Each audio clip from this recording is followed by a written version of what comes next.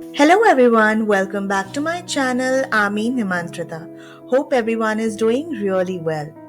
This vlog is really special. I visited the St. Patrick's Cathedral in the Midtown Manhattan neighborhood of New York City. It is the seat of Archbishop of New York as well as a parish church. The cathedral has been a wellspring of hope and solace in time of peace and sorrow.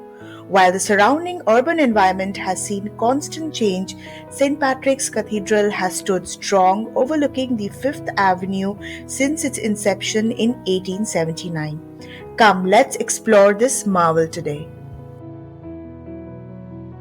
St. Patrick Cathedral has a very rich history that spans of over 160 years. Like the construction began in 1858. It was a bold move by the Archbishop John Hucks to replace the old St. Patrick's Old Cathedral in downtown Manhattan. He wanted a grand cathedral to reflect the growing Catholic population in New York City. Then in 1861 to 1865, the Civil War had put a halt to the construction. Imagine the unfinished structure just sitting there for years. Then in 1878, construction was finally completed and the cathedral was dedicated in 1879. It was a huge accomplishment, especially considering it was entirely funded by donations, many of them contributions from poor immigrants. Then, in between 1880 to 1910, the cathedral continued to evolve with additions like the Archbishop's House, spires, and the Lady Chapel. It was finally consecrated in 1910 and signifying its completion both physically and financially. Over the years, St. Patrick's has witnessed countless moments of joy, sorrow, and historical significance. It has hosted funerals of prominent figures, served as a sanctuary during times of crisis, and celebrated countless masses and weddings. St. Patrick's was declared a New York City landmark in 1966, and rightly so. The cathedral covers one entire block of the NYC streets and can hold up to 3,000 people. It is a classic example of Gothic revival architecture, also known as the Neo-Gothic. This style was popular in the 19th century and drew inspiration from the medieval Gothic architecture of Europe. The exterior of the cathedral is primarily made of granite and marble and rise to a height of 330 feet, making them visible from many parts of the city. Maintaining a historic landmark like St. Patrick's is a complex and an ongoing endeavor. A major part of it comes from various kinds of funding and donations. The cathedral occasionally launch fundraising campaigns for specific restoration projects or general maintenance need. In fact, maintenance and restoration often needs expertise of skilled craftspeople such as stonemason, stained glass artisans, and technicians. Preservation specialists provide guidance on the best method for preserving and restoring the historic, material, and architectural features.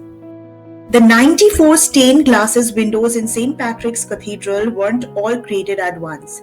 They're work of various artists from the late 19th and early 20th centuries, coming from places like United States, England, and France. This means they represent a range of style and techniques within the stained glass tradition in the church. The cathedral can hold up to 3,000 people. The seating is primarily in few, which is open seating on the first come first served basis. The majority of the seating is in the main nave of the cathedral, with additional seating in the side of the aisle and gallery. There is no reserved seating for regular service or general visit. However, seating may be reserved for special events or services such as wedding or funeral. And of course, the church is wheelchair accessible.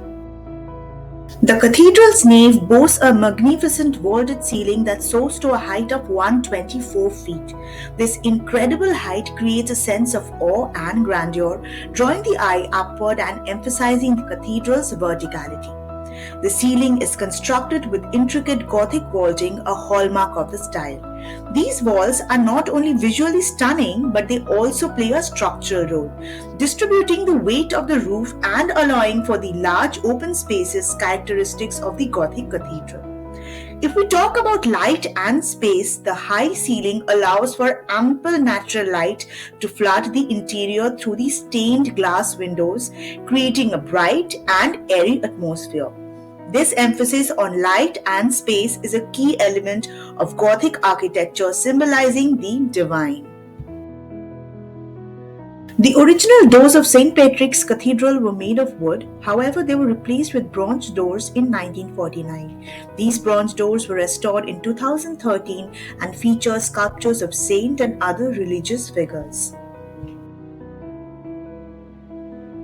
Whether you're religious or not, the cathedral offers a serene and peaceful atmosphere.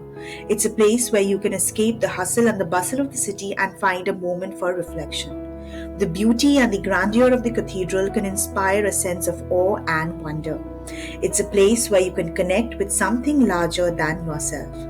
And of course, the cathedral houses a remarkable collection of religious art, including the stained glass windows, sculptures, and the intricate carvings. In short, a visit to St. Patrick's Cathedral is an enriching experience that appeals to people of all backgrounds. Whether you're interested in architecture, history, spirituality, or simply appreciating beauty, you'll find something to admire at this iconic New York City landmark.